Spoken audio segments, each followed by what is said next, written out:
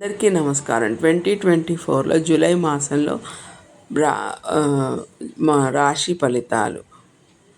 మిథున రాశి. మిథునం కమ్యూనికేషన్.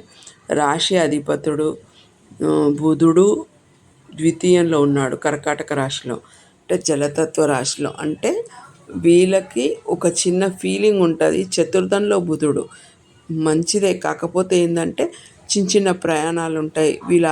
వీళ్ళ రాశిలోనే శుక్రుడు ఉన్నాడు, అంటే పంచమాధిపతి 12th లార్డ్.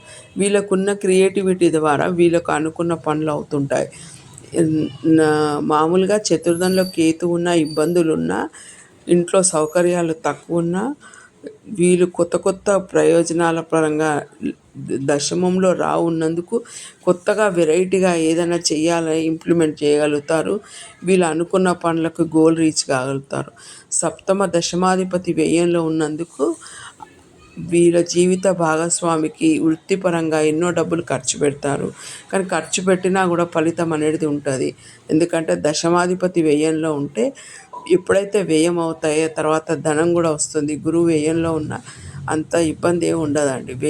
వ్యయం అయితేనే వాళ్ళకి మళ్ళీ మళ్ళీ వచ్చే అవకాశం కూడా ఉంటుంది. ఎందుకంటే మేషం నుంచి వృషభం ద్వితీయం ఎప్పుడైతే ఖర్చు పెడతారో అంత వస్తూ ఉంటుంది మిథున రాశి వారికి. మిథునం అంటే కమ్యూనికేషన్. వీళ్ళ మాట ద్వారా, ఆలోచన ద్వారా, వీళ్ళు డబ్బులు ఖర్చు పెట్టే ద్వారా, వీళ్ళు ఎప్పుడైతే ప్రశాంతంగా ఉండి ఏదైతే పనిని మనస్ఫూర్తిగా చేసి ఏదైనా ఖర్చును దాన్ని కరెక్ట్గా చేసుకుంటూ వెళ్ళి అది దాని మీద ఖర్చు పెడుతూ ముందుకెళ్తే వీళ్ళకు జీవితంలో అనేక రకాల ప్రయోజనాలు ఉంటాయి.